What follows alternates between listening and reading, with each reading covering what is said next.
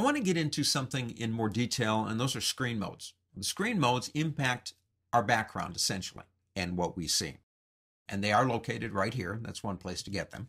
Standard, full screen with menu bar, and full screen mode. The standard is where we are right now. You know, the background, basically, if you're on a Mac, you can see the background. If you're in Windows, it might be gray. The idea, though, is this is our standard mode. We have scroll bars. We can move the window. Everything is mobile.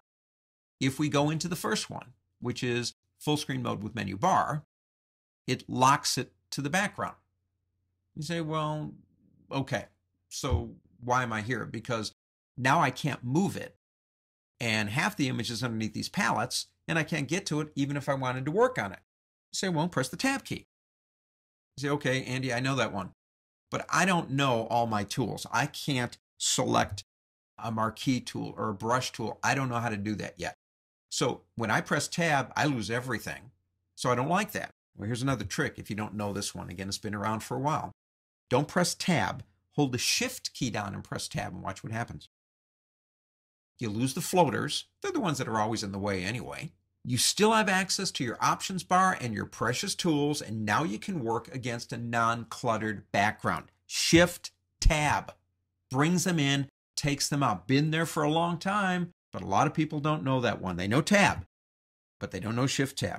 Shift tab will just get rid of the floaters. Now I can work on this image without the clutter. I've got a nice background to relate it to. Boom, I'm working. The last one, let's shift tab again, bring it back, of course, is everything going away. Full screen mode.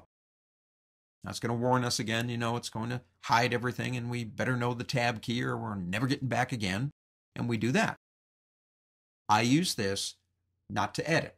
I use this to look at my image against the background so I can see the composition and the color. Here's something to remember. If you're putting your work and displaying it, for example, in a museum or an art gallery, most museums and art galleries use brown tones.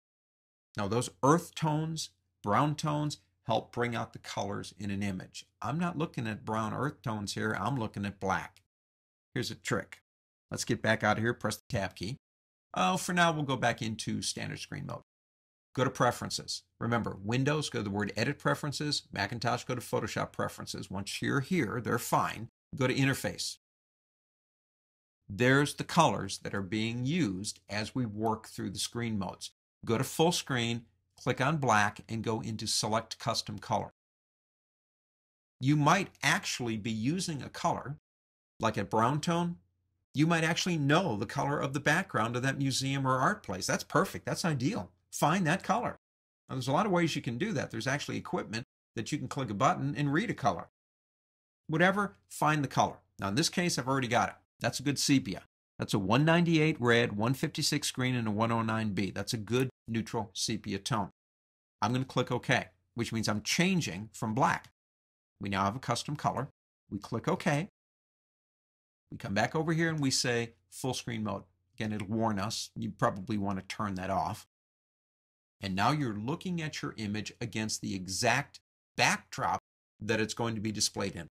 I find that invaluable because you never really know what the colors are going to look like until you see the background is being displayed against. So not only screen modes, don't forget them, they're there. Not only the screen modes themselves, but going to Preferences and the ability to change what the background is can be a really big help when you want to see exactly what it's going to look like.